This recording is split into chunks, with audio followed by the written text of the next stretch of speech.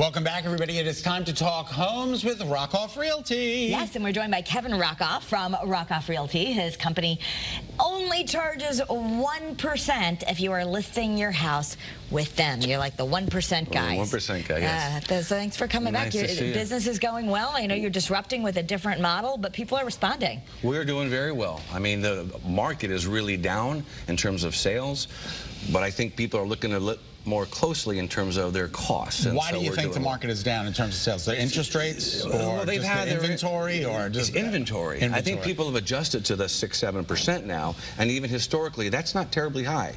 Some folks will remember 11, 12, 14%. But life goes on. You know, people are having babies. Unfortunately, they're passing or what have you. But the demand is there, just haven't been building a lot. So it's actually a national issue. Yeah, okay. So what it means is the commission, right? So explain a little bit, because we've got a quote from some folks who, you know, you might be saying, well, come on, only 1%, what's the hitch?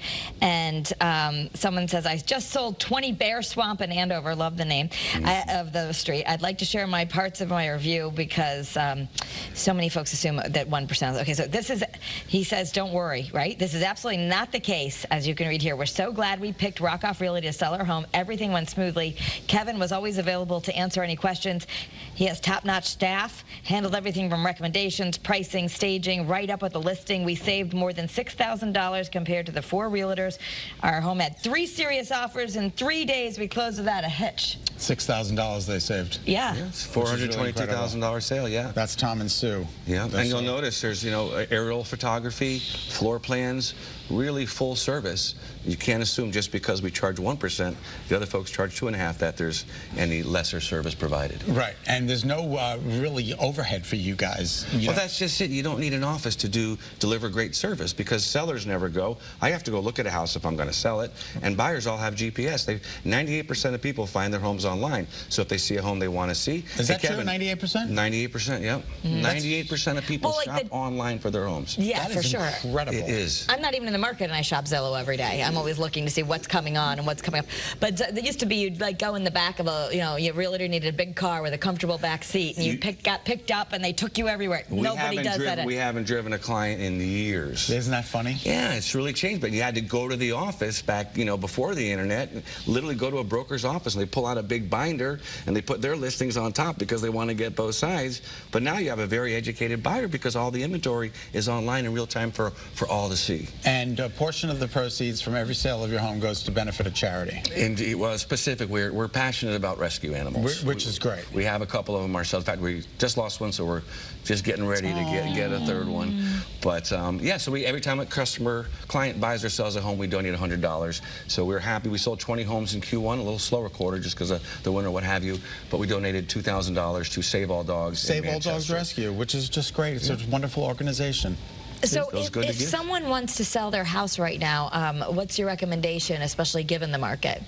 It is a wonderful time to sell if you have a place to go. You really don't want to be a buyer necessarily in this market. Okay. So clients, don't be like, I'm going to sell it and I'll figure it out, because you need to have know where you're going. You need, yeah, because you get a great offer and you want to take it, but if you've got no place to go, then what do you do? So even if you have a short-term rental or however that works out, I've got a moving with family just to get out, sell the house while the market is hot, and then figure out.